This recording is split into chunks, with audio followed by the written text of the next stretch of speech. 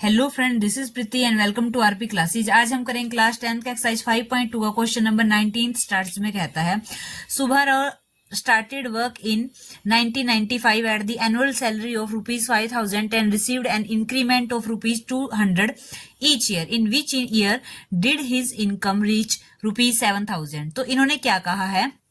इन्होंने कहा है कि एक सुबह राव है जिसने 1995 में काम करना शुरू किया, जिसकी स्टार्टिंग की जो सैलरी थी वो कितनी थी? 5000 थी। ठीक है, और हर साल उस पर कितना इंक्रीमेंट लगता रहा? 200 रुपीज हर साल उस पर इंक्रीमेंट लगता रहा 5000 पे। ठीक है, इन्होंने कहा है कि कौन सा साल ऐसा आ जाएगा, ठीक है, 95 से शुरू किया कि हर साल जब 200 रुपए इंक्रीमेंट लगेगा तो कौन से साल में उसकी जो इनकम है वो 5000 से 7000 हो जाएगी। ठीक है, तो देखने से ही आपको पता लग गया कि ये क्या है, कैसे टर्म बनेंगी, कैसे टर्म्स बनेंगी, एपी की फॉर्म में बनेंगी। यानी कि स्टार्टिंग क्या है 5000, वहां से चलते चलते चलते 7000 तक पहुंचेंगे।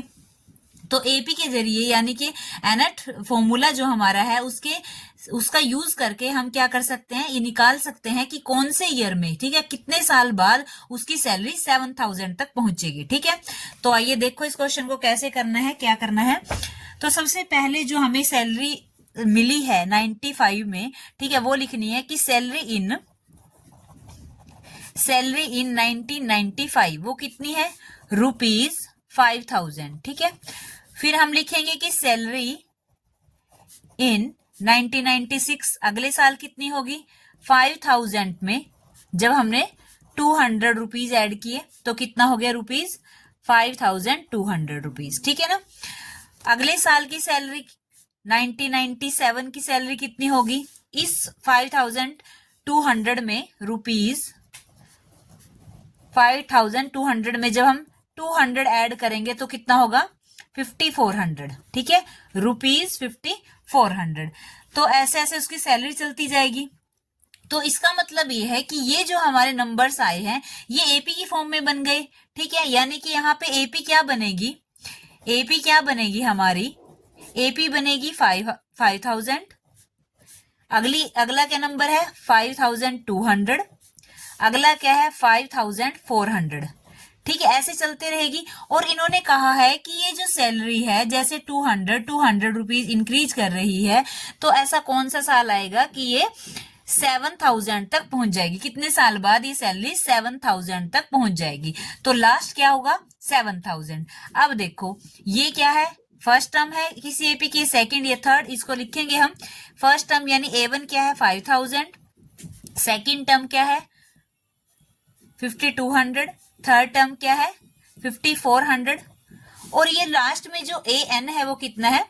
7000। ठीक है, तो ऐसे हमने लिख लिया। अब हमें क्या करना है? अपना nth फॉर्मूला लगाना है। AN is equal to A plus में n-1D। अब AN क्या है? 7000। A क्या है? 5000 प्लस में n क्या है? n हमें निकालना है -1। D क्या है हमारे पास? D है 200। ठीक है, D है 200। D हमने अभी नहीं निकाला। D कैसे निकालेंगे? यहाँ पे देखो D कैसे निकलता है? D निकलता है A2 माइनस A1। A2 कितना है हमारे पास? 5200 माइनस A1 क्या है? 5000। तो कितना है D हमारे पास? 200।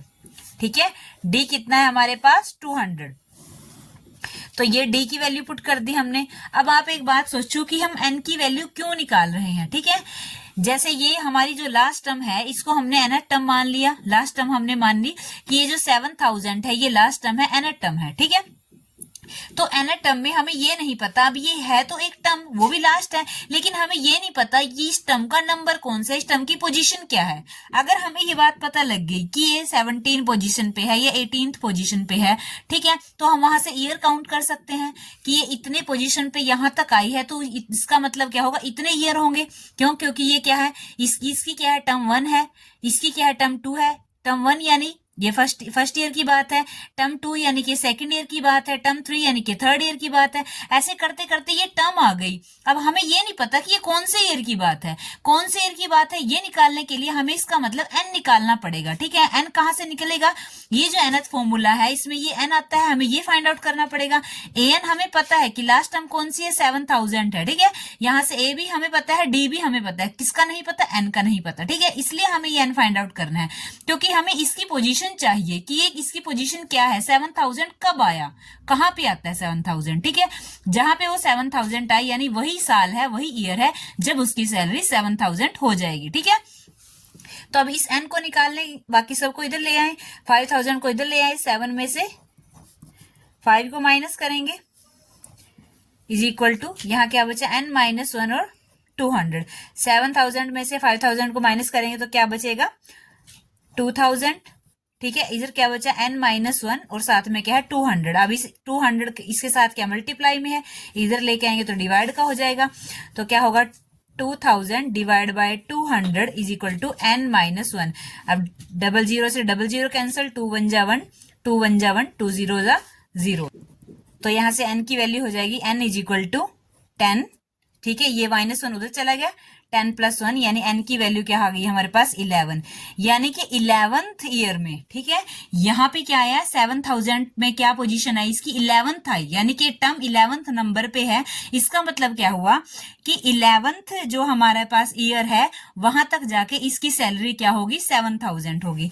तो हम लास्ट में लिखेंगे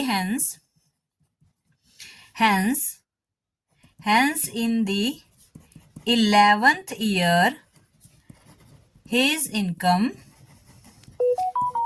will reach 7000, will reach ₹7000, ठीक है।